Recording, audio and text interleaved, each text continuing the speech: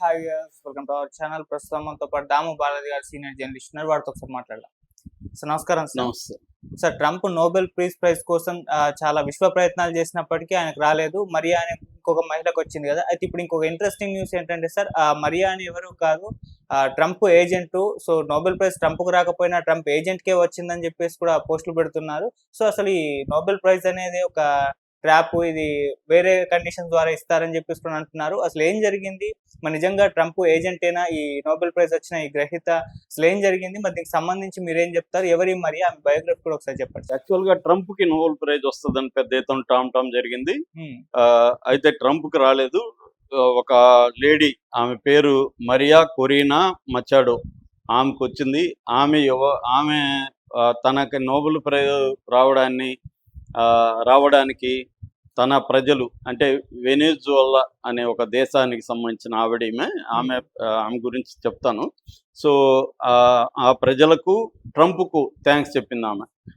అట్లాగే తన Nobel prize అవార్డును ట్రంప్కు డెడికేట్ చేస్తున్నట్టు ప్రకటించింది. దాని తర్వాత ట్రంప్ ఆమె ఇచ్చిన ప్రకటనని తన ట్రూత్ సోషల్లో షేర్ చేశాడు. ఇది ఒక షాక్ గురైనారు జనం. ఎవరో ఒక నోబెల్ ప్రైజ్ ఇచ్చిన ఆవిడ ట్రంప్కి థ్యాంక్స్ చెప్పడం, ట్రంప్కి అంకితం చేయడం అంటే ట్రంప్ గొప్పోడనే కదా, ఈమెకంటే గొప్పోడని కదా అర్థం. అంటే ఈమె శాంతి ఎందుకు ఇచ్చారు ఈమెకి? ఆ దేశంలో వెనిజువాలాలో శాంతిని నెలకొల్పడానికి, డెమోక్రసీ కోసము ఆమె పోరాడుతుంది కొన్ని ఏళ్ల తరబడి అని ఇచ్చారు. మరి ఆమె ట్రంప్కి అంకితం ఇచ్చి ట్రంప్కి థ్యాంక్స్ చెప్తే అర్థం ఏంటి? సో ఇప్పుడు అందరికి డౌట్ వచ్చింది, ఏందిరా ఇది? మామూలుగా అయితే ట్రంప్ అసలు ఇదంతా పెద్ద స్కీమ్ ఏమో, ట్రంప్ నిజానికి అవార్డు ఆశించలేదు. ఎందుకంటే జనవరి 31కే నామినేషన్స్ అయిపోయినాయి. ఈయన అప్పటికెంత వచ్చి కొన్ని రోజులు మాత్రం అయింది అధికారంలోకి వచ్చి.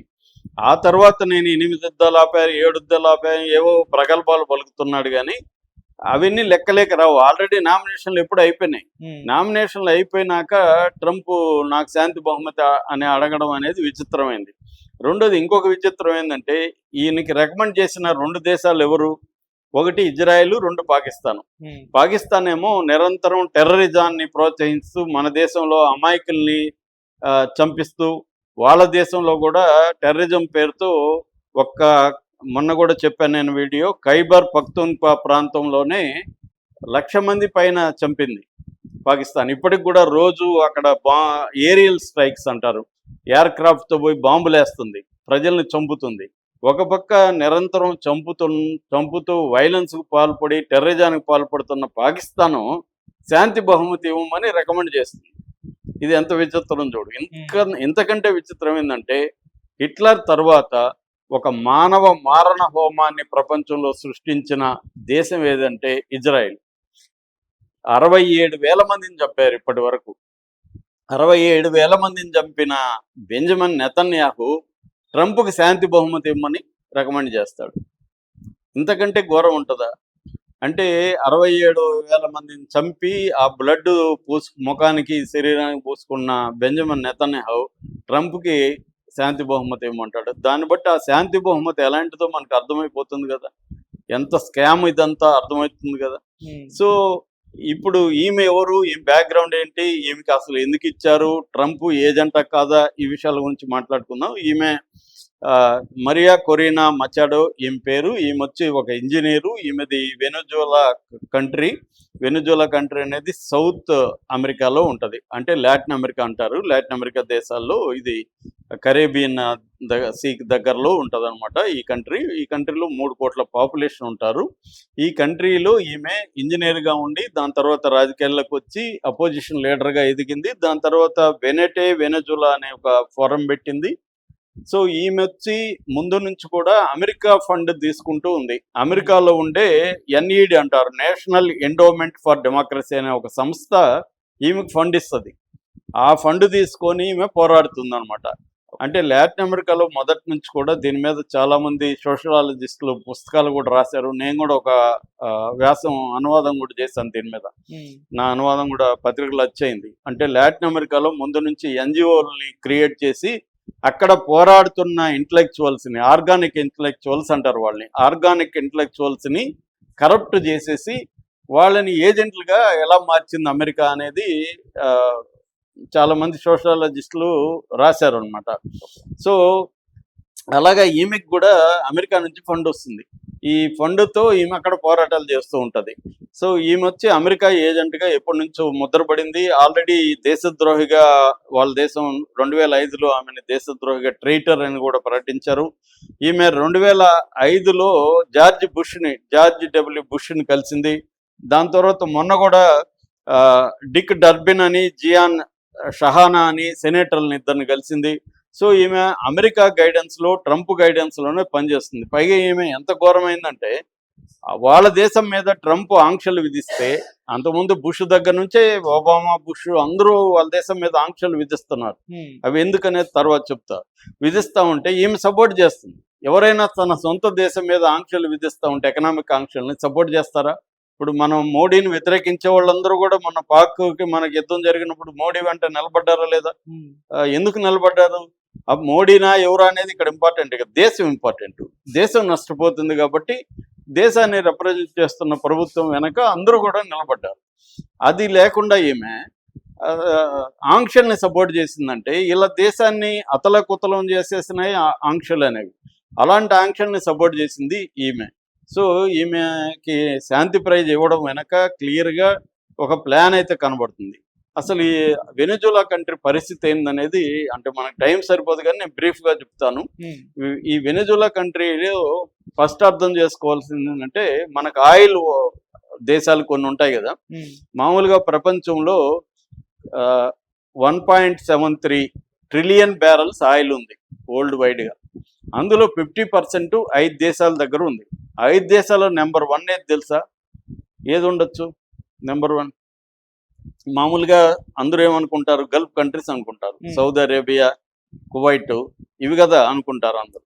కానీ వెనిజులా నెంబర్ 1. ప్రపంచంలోనే ఎక్కువ ఆయిల్ నిల్వలు ఉన్న అత్యంత ఆయిల్ రిచ్ కంట్రీ ఏదంటే వెనిజులా. వెనిజులాలో 303 బిలియన్ బ్యారెల్ల ఆయిల్ ఉంది. 303 బిలియన్ బ్యారెల్ల ఆయిల్ ఉందన్నమాట. రెండవది సౌదీ అరేబియా, 267 ఉంది రెండవది. మూడవది ఇరాన్, 208 బిలియన్ల బ్యారెల్స్ ఉంది. నాలుగవది కెనడా, 163 బ్యారెల్స్ ఉంది. 5 ఇరాక్, 145 ఉంది. అంటే టాప్ 5లో నెంబర్ 1 వెనిజులాలో ఆయిల్ ఉంది. యుఎస్లో, అమెరికాలో ఎంత ఉన్నది తెలుసా?